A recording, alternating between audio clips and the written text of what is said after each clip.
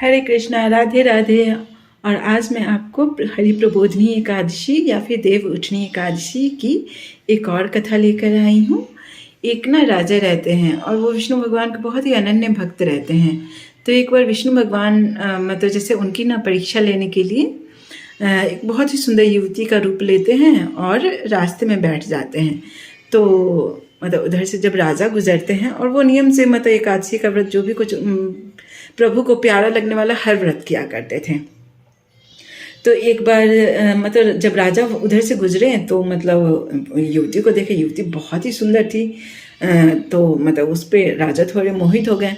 तो राजा ने कहा कि आप यहाँ क्या कर रहे हो, आप यहाँ अकेले इस तरह से क्यों बैठी हो। तो उस पर वो युवती ने कहा कि मतलब मैं जो है मैं मेरा कोई शरण नहीं है, मैं यहाँ मतलब जैसे मेरा कोई अपना नहीं है। तो उस पर राजा ने कहा कि ठीक है, क्योंकि राजा उस पर मोहित हो चुके थे। तो राजा ने कहा कि ठीक है कि आप मेरे राज्य में चलो और आप मेरी रानी बनकर रहो। तो उस पर मतलब वो युवती बोलती है कि मैं जो कहूँगी वो सब कुछ आपको करना पड़ेगा, तभी मैं चलूँगी, नहीं तो मैं अन्यथा कहीं और चली जाऊँगी।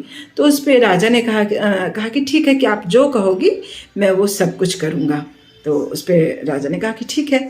फिर रानी उन्होंने उनसे शादी कर लिया और वो राज्य में रहने लगी। एक दिन मतलब जब एकादशी आई तो रानी ने कहा कि आप जो है मतलब मांस लेकर आओ। तो उस पर मतलब जैसे राजा को थोड़ा सा ये लगा कि आज तो एकादशी है कि आज ये सब चीज़ का नहीं पक सकता है। तो उस पर वो रानी ने कहा कि मतलब आपको तो मैंने पहले ही कहा था कि आप मेरे को तभी लेके चलना जब आप मेरी हर बातों को मानोगे, नहीं तो अगर आप नहीं मान रहे हो तो आपका जो बड़ा लड़का है उसका सिर आपको काटना होगा। तो उस पर राजा बहुत विस्मय में पड़ गए। उन्हें लगने लगा कि अब क्या करें, इसका क्या उपाय ढूंढें।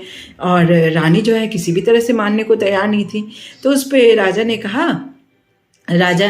ने अपनी सबसे बड़ी रानी जो है उनके पास गए हैं। बोले, उन्हें लगा कि वो जो है उन्हें सबसे अच्छा सुझाव देंगी। तो उस पर मतलब जैसे रानी ने और पहले के लोग जो होते थे ना वो बहुत धर्म प्रतिज्ञ होते थे, धर्म के लिए वो कुछ भी मतलब त्याग देते थे। तो उस पर मतलब जैसे रानी ने कहा कि देखिए प्राणनाथ की मतलब जैसे धर्म किसी भी तरह से झुकना नहीं चाहिए, कभी भी धर्म का आप त्याग कभी नहीं करेंगे। तो कि भले उसके लिए किसी का भी आपको त्याग करना पड़े।